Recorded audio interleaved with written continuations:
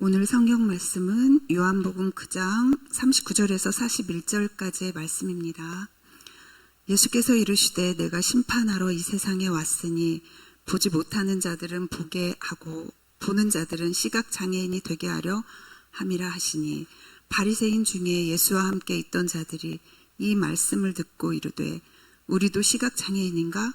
예수께서 이르시되 너희가 시각장애인이 되었더라면 죄가 없으려니와 본다고 하니 너희 죄가 그대로 있느니라. 아멘.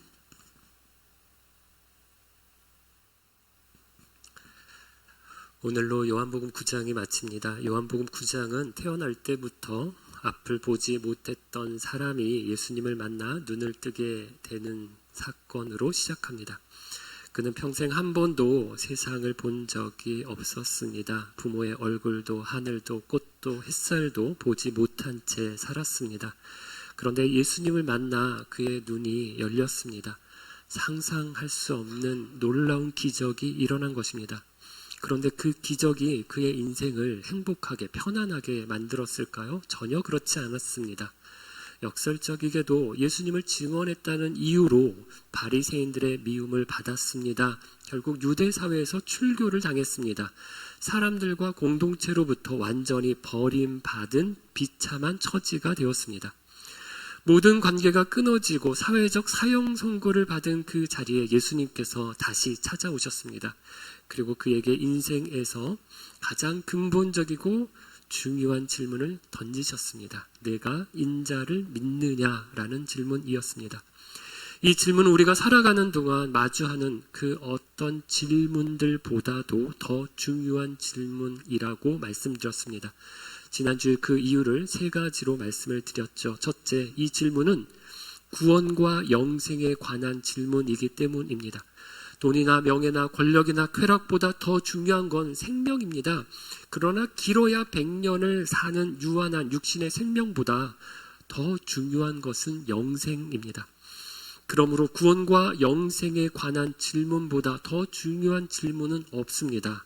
둘째, 이 질문은 구원에 이르는 유일한 길을 묻는 질문이기 때문입니다. 어떤 사람들은 여러 길이 있다고 말합니다. 그러나 성경은 예수 그리스도 외에는 우리에게 구원 얻을 만한 다른 이름을 주신 적이 없다고 말씀합니다. 셋째, 이 질문은 그 어떤 것으로도 피하거나 대체할 수 없는 질문이기 때문입니다. 모태신앙이나 교회의 직분이나 봉사와 헌신과 심지어 영적인 체험이나 성경에 관한 지식도 이 질문을 대신할 수 없습니다. 그 누구도 대신할 수도 없습니다. 배우자도 부모도 자녀도 내 믿음을 대신할 수 없습니다. 결국 우리는 모두 언젠가 한 번은 꼭 우리가 마주해야 할 질문인 것입니다. 그렇다면 내가 인자를 믿느냐라는 질문 앞에서 우리가 고백하고 받아들여야 할 믿음의 핵심 내용은 무엇일까요? 우리가 무엇을 믿는지에 대해서도 지난 주일 네 가지로 정리해 드렸습니다. 첫째, 온 세상과 나를 지으신 분, 즉 내 삶의 진짜 주인은 하나님이십니다라고 하는 사실을 믿는 것입니다. 둘째, 우리가 하나님을 그 주인의 자리에서 몰아내고 내가 주인이 되어서 내 마음대로 내 뜻대로 살았음을 인정하는 것입니다. 이것이 죄를 회개하고 고백하는 것입니다. 셋째, 하나님께서 당신의 아들을 이 땅에 보내셔서 우리를 대신해서 대신 십자가에서 죽으심으로 우리의 죄가 용서받았음을 믿는 것입니다. 넷째, 이 예수님을 단지 그냥 머리로만 믿는 것이 아니라 내 삶의 주인이십니다 라고 고백하며 이제 그 예수님을 따라서 살기로 결단하는 것입니다. 이 네 가지 사실을 받아들인 사람은 이 땅에서 전혀 다른 삶을 사는데 그것이 곧 영생이라 말씀을 드렸습니다. 지난주 본문에 시각장애인은 바로 그 믿음을 고백했습니다. 주여 내가 믿나이다. 그리고 예수님 앞에 엎드려 절했습니다. 그는 눈을 뜬 사람이 되었을 뿐만 아니라 참된 예배자가 되었습니다. 육신의 눈만 열린 것이 아니라 영의 눈까지 열린 것입니다. 바로 이어지는 오늘 본문 39절에서 예수님은 그 믿음의 결과를 이렇게 말씀하십니다. 예수께서 이르시되 내가 심판하러 이 세상에 왔으니 보지 못하는 자들은 보게 하고 보는 자들은 시각장애인이 되게 하려 함이라 하시니. 이 말씀을 들으면 조금 의문이 생깁니다. 예수님은 이 세상에 심판하러 오셨기 때문이라고 말씀하기 때문입니다. 그래서 예수님은 심판하는 분이구나, 무서운 분이구나, 혼내주려고 벌 주려고 오셨나 보나, 이렇게 예수님을 생각하게 만듭니다. 그러나 또 요한복음 12장 47절을 보면 예수님께서 이렇게 말씀하십니다. 내가 온 것은 세상을 심판하려 함이 아니요 세상을 구원하려 함이로라 라고 말씀하셨습니다. 이러니 이 두 말씀이 서로 충돌하는 것처럼 보입니다. 어느 말씀이 맞는 거지 헷갈립니다. 어떻습니까? 둘 다 맞습니다. 예수님은 분명히 세상을 구원하시기 위해 오셨습니다. 죄인을 살리기 위해 오셨고 잃어버린 자를 찾기 위해 오셨습니다. 그러나 구원이 있으면 또 무엇이 있나요? 심판이 있습니다. 예수님 앞에 서게 되면 사람은 반드시 두 부류로 나뉘게 됩니다. 예수님을 믿고 받아들인 사람은 구원을 얻습니다. 그러나 예수님을 거부하는 사람은 결국 심판 가운데 머물게 됩니다. 빛이 비치면 어둠이 드러나는 것처럼 예수님이 오시면 사람의 참된 모습이 드러나는 것입니다. 그래서 예수님의 오심은 어떤 사람에게는 구원이 되고 어떤 사람에게는 심판이 됩니다. 오늘 본문은 바로 그 이유를 우리에게 설명해 줍니다. 도대체 어떤 사람이 예수를 믿고 구원을 얻게 되는 것인가? 어떤 사람이 끝내 예수님을 거부하고 심판을 받게 되는 것인가? 다시 39절 말씀을 보겠습니다. 내가 심판하러 이 세상에 왔으니 보지 못하는 자들은 보게 하고 보는 자들은 시각장애인이 되게 하려 함이라. 예수님은 보지 못하는 사람은 보게 하고 본다고 하는 사람은 보지 못하게 하겠다고 말씀하십니다. 얼핏 들으면 이 말씀도 이해하기 어렵습니다. 우리는 당연히 보는 것이 좋은 것이고 보지 못하는 것은 힘든 것, 어려운 것, 불행한 것이라고 생각합니다.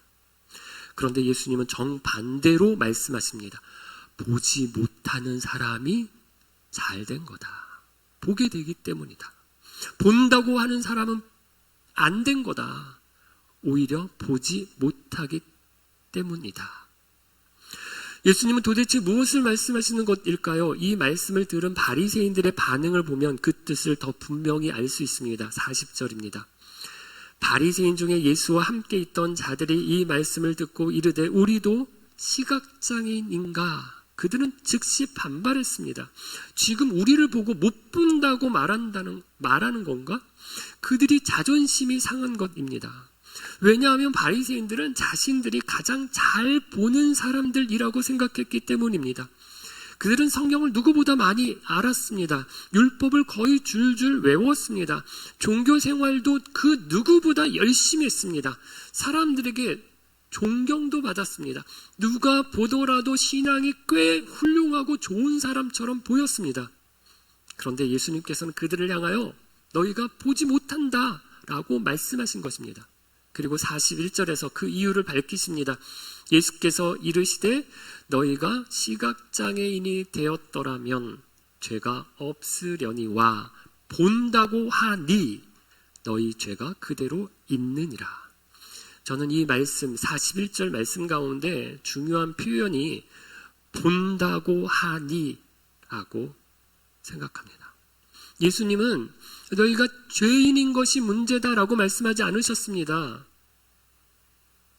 사실 우리 모든 사람은 죄인입니다. 바리새인만 죄인이 아니라 우리가 다 죄인입니다. 문제는 죄가 있다는 사실이 아니라 죄를 인정하지 않는 것입니다. 문제는 보지 못하는 것이 아니라 본다고 생각하는 것입니다. 바리새인들은 스스로 충분하다고 생각했습니다. 나는 안다, 나는 옳다, 나는 다른 사람들보다 더 의롭다, 더 낫다고 생각했습니다. 그래서 예수님이 필요하지 않았습니다. 회개도 필요하지 않았습니다. 용서도 필요하지 않았습니다. 결국 그들의 가장 큰 문제는 모르는 게 아니라 영적인 교만, 많이 안다고 하는 것이었습니다. 여러분, 이 영적인 교만은 참 무섭습니다. 세상에서는 교만한 사람이 성공할 수 있습니다. 그러나 하나님 앞에서는 교만한 사람은 교만이 가장 큰 장애물입니다. 왜냐하면 교만한 사람은 더 이상 배우려고 하지 않기 때문입니다. 도움을 구하지도 은혜를 사모하지도 않습니다. 그래서 하나님께서는 교만한 자를 물리치시고 겸손한 자에게 은혜를 베푸신다고 말씀하셨습니다.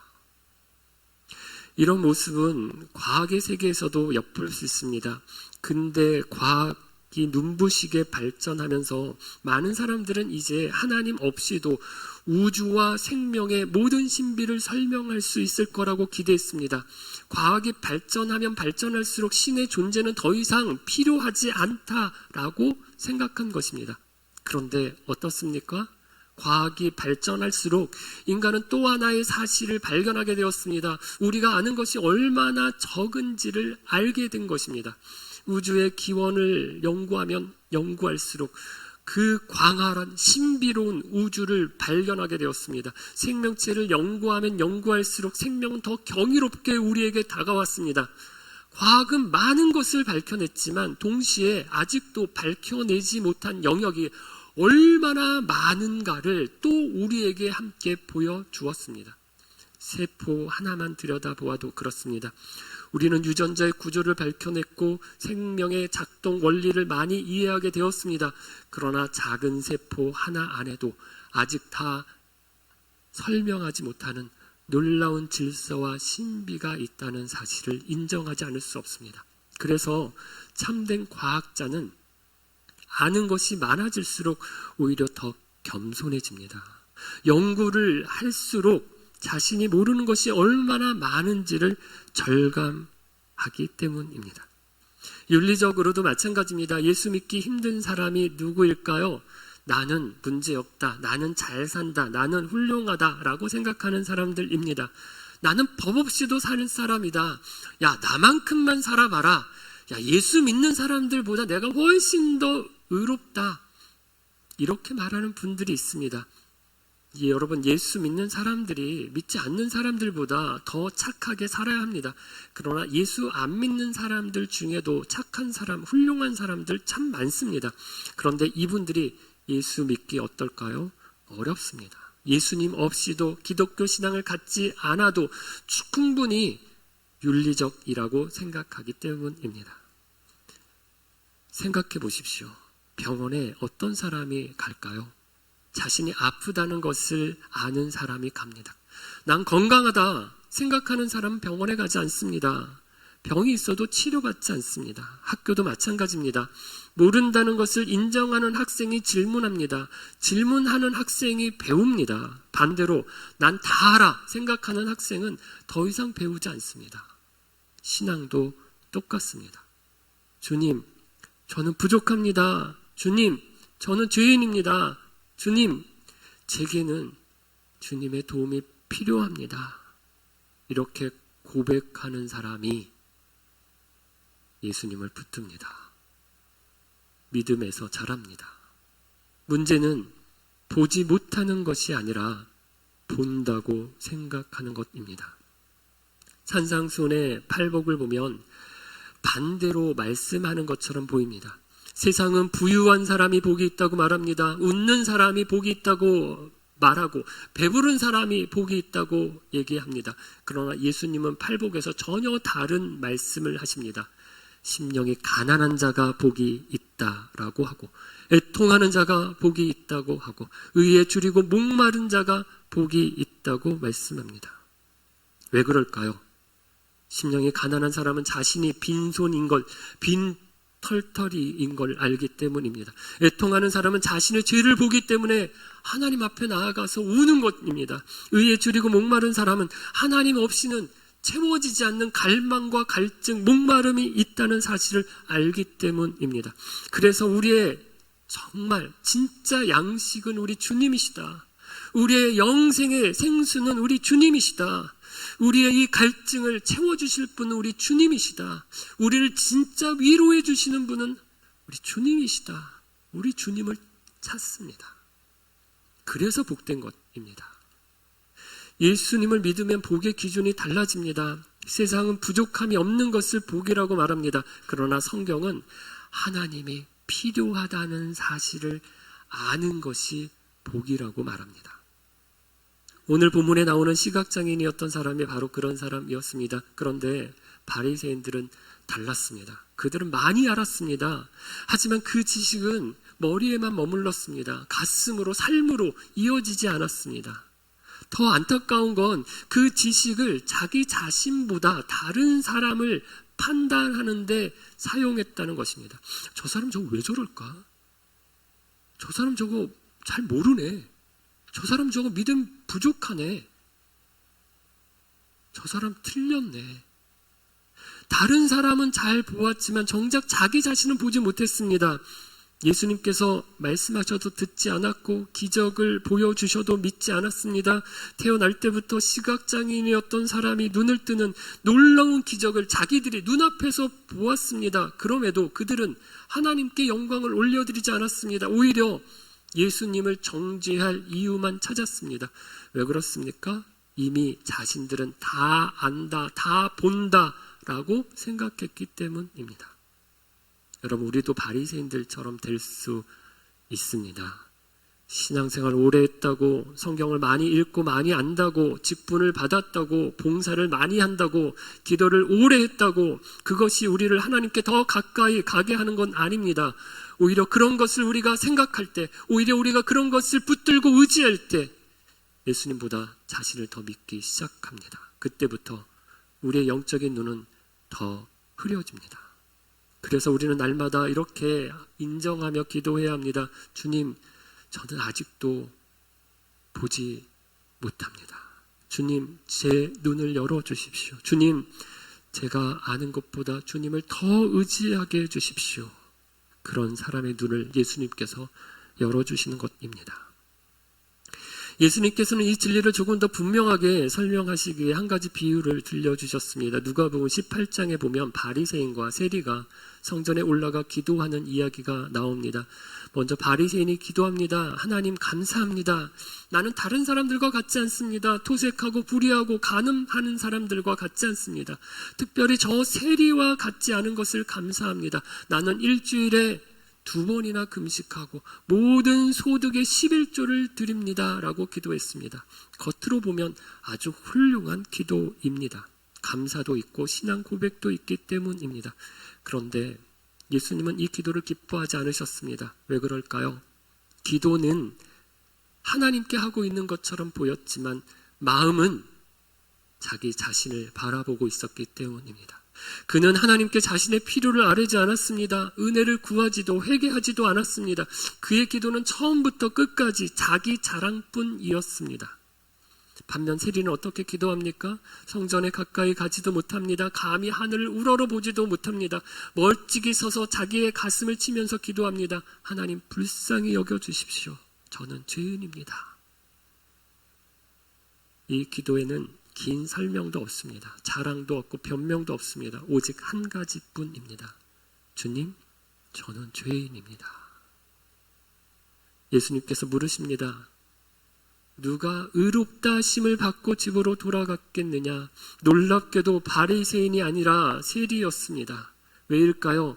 세리는 자기의 죄를 보았기 때문입니다. 자기의 부족함을 인정했기 때문입니다. 하나님의 은혜가 없이는 살 수 없다는 사실을 알았기 때문입니다. 문제는 보지 못하는 것이 아닙니다.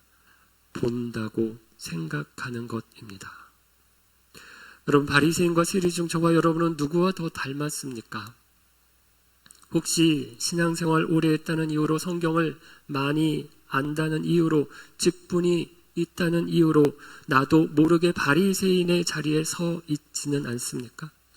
설교를 들으면서도 말씀을 내게 적용하기보다 다른 사람을 먼저 떠올리지는 않습니까? 저 말은 남편이 들었어야 되는데, 저 말은 아내에게 꼭 필요한 말씀인데, 이러면서 듣지는 않습니까? 그러는 동안 정작 하나님께서 내게 하시는 말씀은 놓치고 있는 것은 아닙니까? 바리새인들의 문제는 몰랐던 것이 아닙니다. 너무 많이 안다고 생각했던 것입니다. 그래서 예수님이 오셔도 배우지 않았습니다. 예수님이 말씀하셔도 듣지 않았습니다. 예수님이 기적을 행하셔도 믿지 않았습니다. 이미 자기 의로, 자기의 생각으로, 자기의 고집으로 가득 차 있었기 때문입니다. 반대로 시각장애인이었던 사람은 달랐습니다. 그는 자신의 부족함을 인정했습니다. 예수님께서 내가 인자를 믿느냐 물으셨을 때 그는 주여 그분이 누구십니까? 내가 믿고자 하나이다 라고 대답했습니다. 그는 겸손하게 반응했습니다. 나는 아직 모릅니다. 나는 연약합니다. 하지만 주님 알고 싶습니다. 더 분명하게 믿고 싶습니다. 고백했습니다. 이 고백이 믿음의 출발입니다. 예수님께서 지금 너와 말하는 내가 그다라고 말씀하시자 그는 조금도 머뭇거리지 않았습니다. 주여 내가 믿나이다. 그리고 예수님께 엎드려 절했습니다. 여기서 절했다는 말은 단순히 그냥 인사했다, 절했다라는 말이 아니라 예배했다는 뜻입니다. 믿음의 가장 자연스러운 열매는 예배입니다. 예수님을 진정으로 믿는 사람은 결국 예배자가 됩니다. 환경이 좋아져서 예배하는 게 아닙니다. 문제가 다 해결돼서 예배하는 것이 아닙니다. 시각장애인의 삶은 여전히 쉽지 않았습니다. 출교가 취소되지 않았습니다. 공동체에서 소외가 된 것도 생계의 문제도 여전히 막막했습니다. 그러나 그는 가장 귀한 분을 얻었습니다. 예수님을 만났습니다. 구원과 영생을 얻었습니다. 그래서 그는 참된 예배자가 되었습니다. 사랑하는 빛소금 가족 여러분, 오늘도 예수님은 우리에게 같은 질문을 하십니다. 내가 인자를 믿느냐? 이 질문 앞에서 우리는 무엇이라고 대답하시겠습니까? 주님, 저는 압니다. 이렇게 대답하시겠습니까? 아니면 주님, 저는 보지 못합니다. 저는 부족합니다. 저는 주의 도움이 필요합니다. 이렇게 고백하시겠습니까? 저는 우리 모두가 두 번째 사람이 되기를 바랍니다. 예전에 카핑 베토벤이라는 영화를 본 적이 있습니다. 영화 속에서 베토벤은 이렇게 말합니다. 귀가 멀고 나서야 비로소 신의 소리가 들리기 시작했다. 음악가, 작곡가에게 소리가 얼마나 중요합니까? 듣는 게 얼마나 중요합니까? 그러나 베토벤은 육신의 귀가 들리지 않게 되면서 오히려 세상의 소리가 소음에서 벗어나 하늘에서 주는 신의 소리를 온전히 들을 수 있게 되었다고 고백합니다. 자신의 능력을 의지할 때 더 중요한 것을 놓칩니다. 그러나 자신의 한계를 인정할 때 비로소 이전에는 듣지 못했던 것, 보지 못했던 것이 들리기 시작합니다. 보기 시작합니다. 영적인 세계도 마찬가지입니다. 내가 안다고, 다 안다고 생각하는 사람은 하나님의 음성을 듣기 어렵습니다. 그러나 자신의 부족함을 인정하는 사람은 하나님의 말씀을 듣게 됩니다. 자신의 연약함을 인정하는 사람은 하나님의 능력을 경험하게 됩니다. 그래서 바울은 내가 약할 그때의 강함이라라고 고백했습니다. 우리의 약함은 하나님의 능력이 머무는 자리입니다. 우리의 부족함은 하나님의 은혜가 시작되는 자리인 것입니다. 오늘 예수님께서는 우리에게 분명히 말씀하십니다. 보지 못하는 자들은 보게 하고 보는 자들은 보지 못하게 하려 함이라. 이 말씀 앞에 우리 모두가 주님, 저는 보지 못하는 사람입니다. 제 눈을 열어주십시오. 저는 죄인입니다. 고백하며 예수님 내 삶의 주인 되어 주십시오. 고백할 수 있기를 바랍니다. 이렇게 주님을 의지하는 사람의 눈을 예수님께서 반드시 열어주십니다. 그리고 그 사람은 날마다 예수님을 더욱 알아가고 더욱 사랑하며 더욱 닮아가는 참된 제자가 될 것입니다. 요한복음 9장을 보면 계속해서 대비되는 두 부류의 사람이 나왔습니다. 스스로 본다고 하는 바리새인이 있었고 태어날 때부터 보지 못해서 죄인이라고 손가락질 받았던 사람이 나옵니다. 그런데 요한복음 9장의 마지막은 어떤가요? 참으로 역설적이게도 본다고 했던 바리새인들은 끝내 보지 못하는 사람이 되었습니다. 보지 못하는 시각장애인이었던 사람은 예수님을 보게 되었습니다. 여러분, 어느 편에 설 것입니까? 문제는 보지 못하는 것이 아닙니다. 본다고 생각하는 것입니다. 주님, 저는 보지 못합니다. 제 눈을 열어주십시오. 주님 앞에 겸손하게 고백함으로 우리에게 찾아오신 예수님 보고 만나고 그분의 은혜를 누리고 바르게 예배하는 저와 여러분 되기를 주의 이름으로 축원합니다. 함께 찬양 드리겠습니다. 주님 앞에 우리의 연약함을 고백하면서 함께 찬양 드리겠습니다.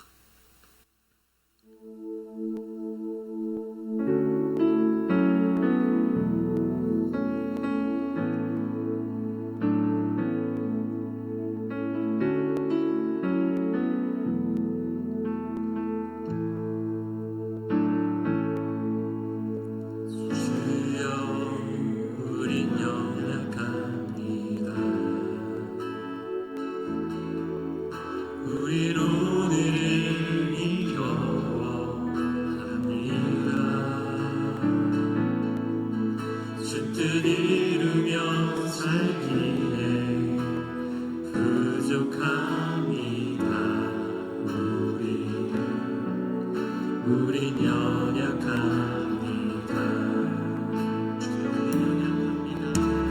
주여 우린 연약합니다. 우린 오늘을 힘겨워합니다. 주 뜻 이루며 살기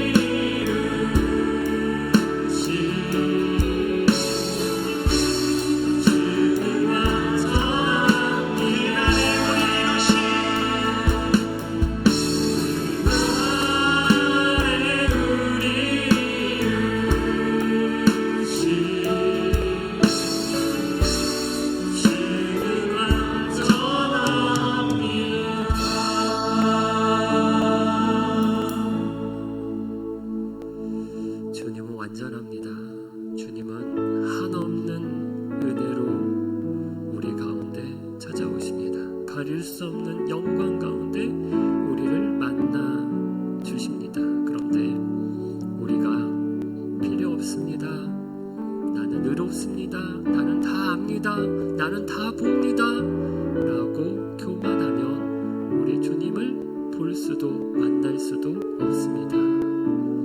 주님 앞에 나아갈 때 우리의 가난함을 고백하십시오. 우리의 부족함을 고백하십시오. 우리의 연약함을 우리 주님 앞에 고백하십시오. 죄인임을 인정하고 우리 주님 붙들기를 원합니다. 우리 예수님 앞에 나아가기를 원합니다. 무한한 은혜와 영광으로 우리를 찾아와 주셔서 우리를 안아주시고 우리를 새롭게 하실, 우리를 부유하게 하시고 영원한 생수로 채워주시고 만족하게 하실